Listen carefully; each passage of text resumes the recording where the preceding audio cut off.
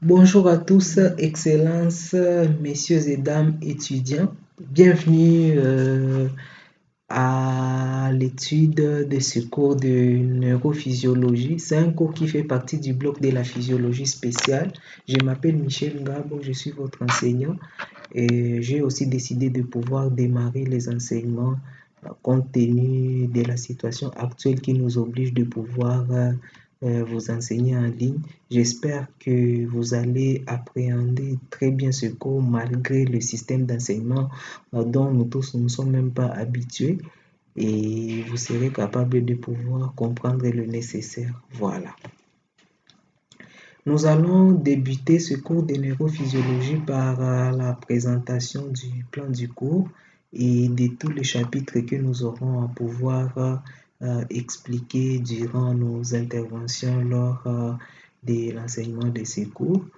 Nous allons débuter par un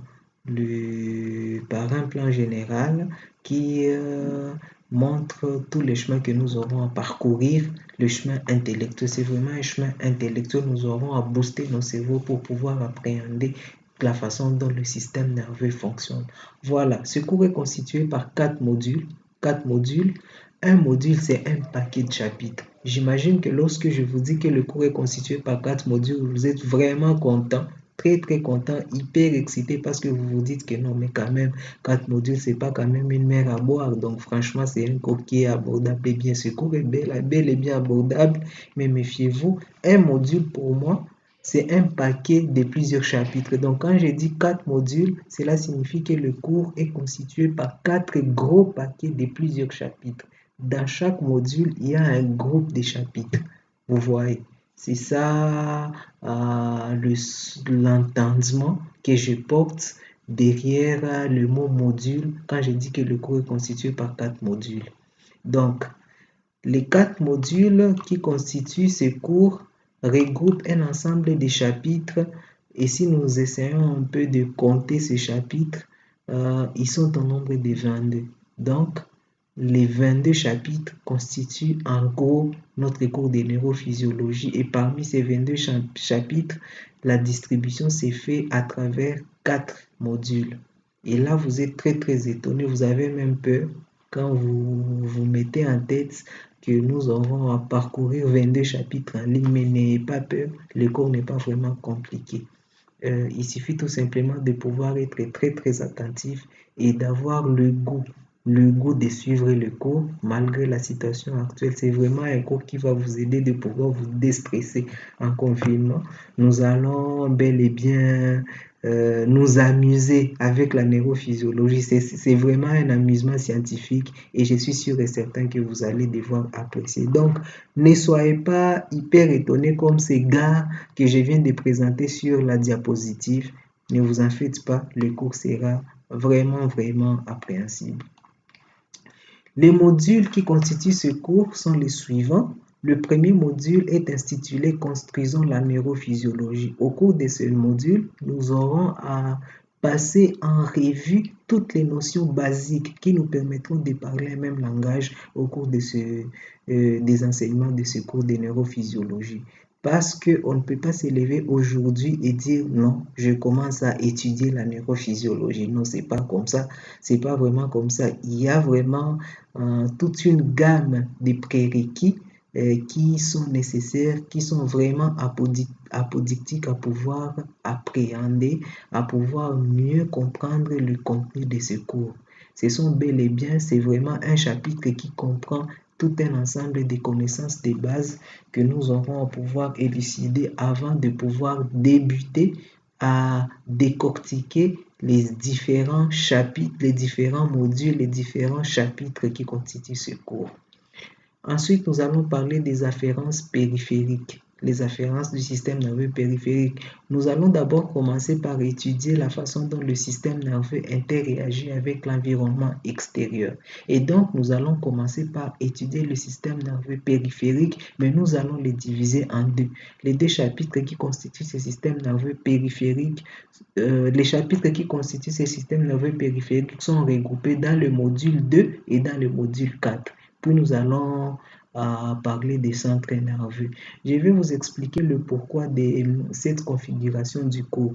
Prenez par exemple une machine à calculer ou alors un ordinateur. La façon dont un ordinateur fonctionne nous a inspiré pour pouvoir élaborer la méthodologie d'enseignement de ce cours de neurophysiologie.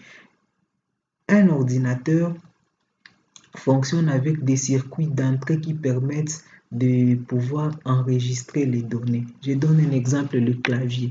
Le clavier d'un ordinateur, quand vous appuyez sur une touche quelconque au niveau du clavier, prenons par exemple la touche R. Si j'appuie sur la touche R de mon ordinateur, l'effet que j'appuie sur cette touche R fait en sorte que les circuits d'entrée de l'ordinateur vont envoyer des signaux, des informations au niveau du processeur de l'ordinateur. Le processeur de l'ordinateur, c'est le centre de traitement de l'information qu'on trouve au niveau de l'ordinateur. Alors, le processeur sera informé qu'une touche, excusez-moi, le processeur sera informé qu'une touche a été appuyée au niveau du clavier et le fait que la touche a été appuyée, cette information sera traitée au niveau du processeur qui va déterminer quel genre de touche a été appuyée. Après traitement, le processeur de l'ordinateur va découvrir que c'est la touche R qui a été appuyée sur le clavier et va faire à travers les circuits de sortie ou les outputs afficher l'information sur l'écran. Donc, moi j'appuie sur la touche R au niveau du clavier et l'écran affiche la lettre R. C'est ça. Donc, cela signifie que l'ordinateur a des circuits d'entrée qu'on appelle les inputs, comme par exemple les claviers, on appuie sur la touche.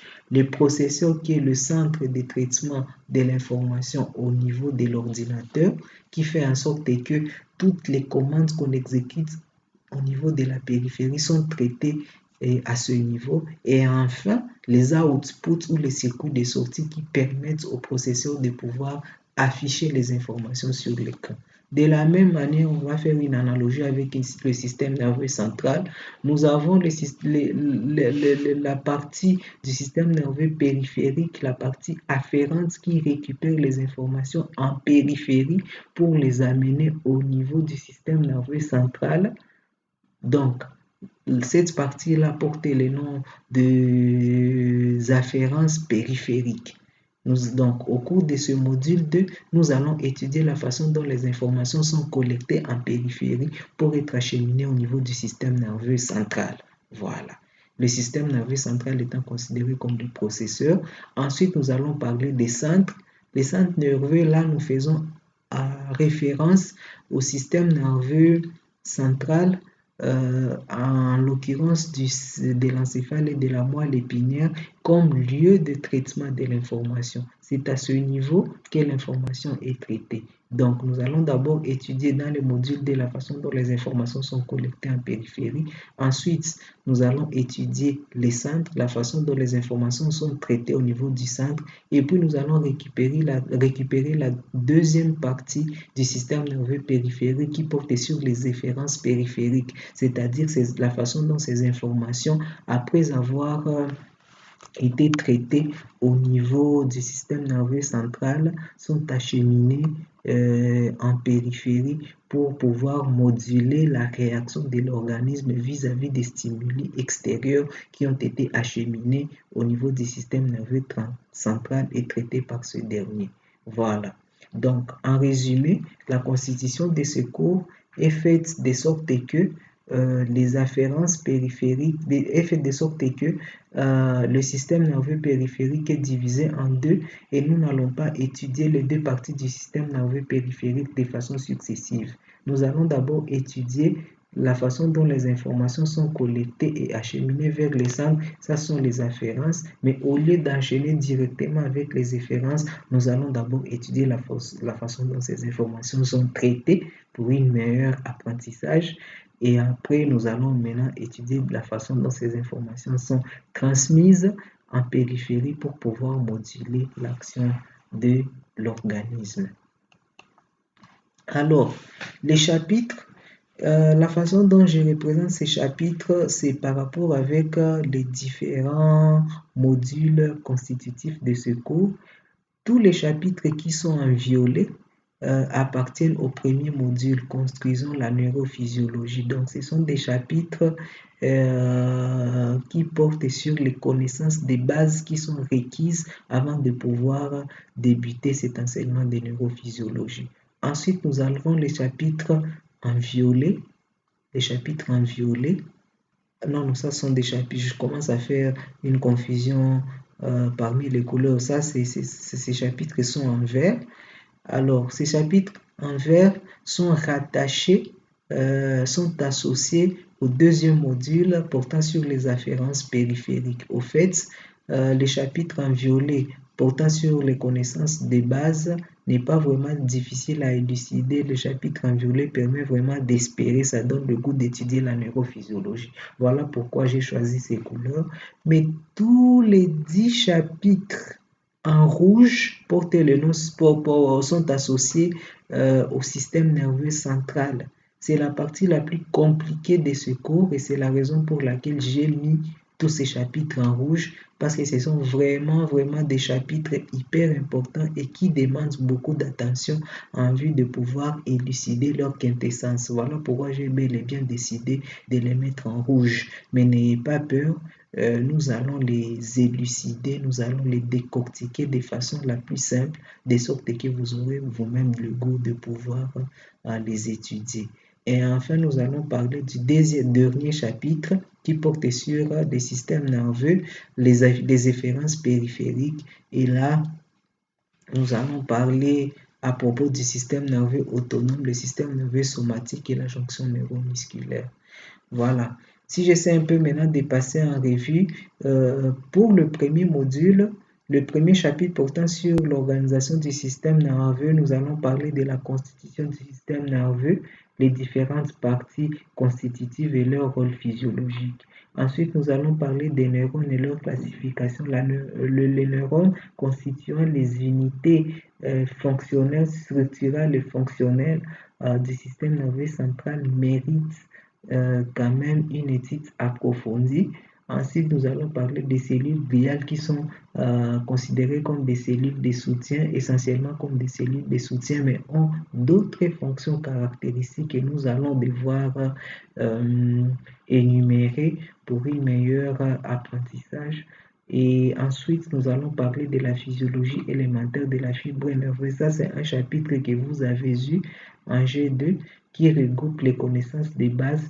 Je ne ferai que vous rappeler ces connaissances-là parce que ce sont vraiment des connaissances très importantes dans l'enseignement de ce cours de neurophysiologie. Ensuite, nous allons débuter le deuxième module qui portera sur les récepteurs, pas sur les récepteurs, mais sur les afférences périphériques. Et là, nous allons commencer par étudier les récepteurs. Et quand je parle des récepteurs, je parle des récepteurs sensoriels. Donc, la façon dont l'environnement extérieur est en contact avec le système nerveux périphérique et permet à l'organisme de récupérer les informations extérieures et de les acheminer au niveau des centres nerveux. Voilà. Donc, ces récepteurs constituent des intermédiaires, constituent des clés, en quelque sorte constituent des sites d'attachement, des sites de liaison entre les systèmes nerveux et l'environnement extérieur. C'est grâce à ces récepteurs que nous arrivons à communiquer, que nous arrivons à interagir avec l'environnement extérieur. Ensuite, nous allons parler des neurotransmetteurs comme deuxième chapitre. Après avoir récupéré les informations via les récepteurs, ces informations sont transmises neurone par neurone et c'est là via des molécules transmetteuses que nous appelons des neurotransmetteurs qui jouent un rôle très important dans la constitution des synapses qui constituera le troisième chapitre que nous aurons à aborder. La synapse étant définie comme la jonction entre deux neurones et qui permet bel et bien de pouvoir faciliter l'échange des informations à travers deux neurones adjacents. Ensuite, nous allons parler de la physiologie de la douleur comme quatrième chapitre, la douleur étant une composante très importante. C'est ce qu'on appelle la nociception. Nous allons parler de la façon dont la douleur est générée en périphérie, transmise au niveau du système nerveux central, mais surtout nous aurons à élucider les différents systèmes analgésiques qui permettent au corps de pouvoir contrôler la douleur. Au fait, Dieu a pu organiser les choses de sorte que le corps lui-même est capable de pouvoir moduler la douleur, de pouvoir contrôler les stimuli douloureux pour la protection de l'individu. Et là, nous allons parler des voies analgésiques, la voie ascendante et la voie descendante. Ce sera vraiment un chapitre hyper intéressant. Et puis, nous allons parler de l'audition, la façon dont le son est récupéré en périphérie pour être acheminé au niveau du système nerveux central. Ensuite, nous allons aborder le troisième module qui portera sur la protection et qui portera sur le système nerveux central. Et ce module étant constitué de 10 chapitres, nous allons débuter par le premier chapitre qui portera sur la protection et la nutrition de l'encéphale. Au cours de ce chapitre, nous allons parler essentiellement de la consommation en oxygène du cerveau et en particulier, nous aurons à pouvoir aborder en profondeur la constitution de la barrière hémato-encéphalique. Cette barrière hémato-encéphalique est une barrière très importante. Elle a une constitution anatomique et une constitution physiologique. Nous aurons à pouvoir élucider toutes ces notions au cours des chapitres qui vont suivre. Ensuite, nous parlerons du cortex cérébral qui est bel et bien le site du traitement de l'information. Le site du traitement de l'information, nous allons parler des aires corticales et de la spécialisation de chacune de ces aires corticales. Nous allons parler de l'homonculus de Benfield et nous allons aussi parler des connexions corticales avec les substances sous-corticales. Donc, ça, c'est vraiment un chapitre très important. Vous allez vous-même apprécier. Ensuite, nous parlerons des ganglions de la base. Des ganglions de la base, surtout de leur rôle dans la modulation du contrôle moteur et leur connexion avec le cortex cérébral. Ça sera vraiment très important. Ensuite, nous parlerons du thalamus. Le thalamus qui est considéré comme le relais sensoriel spécifique de l'organisme. Toutes les informations qui atteignent le cortex cérébral passent via le thalamus. C'est la raison pour laquelle c'est vraiment un site hyper important du traitement de l'information, surtout de l'information sensitive. Le thalamus est un relais sensoriel, mais aussi c'est un centre d'inhibition des réponses corticales. Donc le thalamus est connecté au niveau du cortex moteur et fait en sorte que l'information, avant d'être relarguée en périphérie, y est traitée de façon un peu plus approfondie en collaboration avec les ganglions de la base et les cervelles. Ensuite, nous parlerons de l'hypothalamus. L'hypothalamus est une partie du diencéphale qui joue principalement un rôle endocrinien, mais aussi on parlera de son rôle dans la constitution du système limbique, dont les chapitres sur l'émotion, le comportement et la motivation porteront essentiellement l'étendard. Donc, en quelque sorte, l'hypothalamus, l'émotion, le comportement et la motivation pourront constituer presque un même chapitre du point de vue physiologique parce que ces chapitres sont rattachés au système limbique, le système qui module les comportements des individus. Ensuite, nous parlerons de la mémoire et de l'apprentissage. Ça, c'est vraiment un chapitre hyper important. Vous saurez pourquoi vous avez du mal à retenir ce qu'on vous enseigne. Vous saurez pourquoi vous échouez aux études. C'est vraiment un chapitre hyper important. Je vous invite à pouvoir le suivre avec beaucoup plus d'attention. Nous allons parler des rôles des synapses dans la constitution de la mémoire à long terme et à court terme, la potentialisation de la mémoire à long terme et à court terme.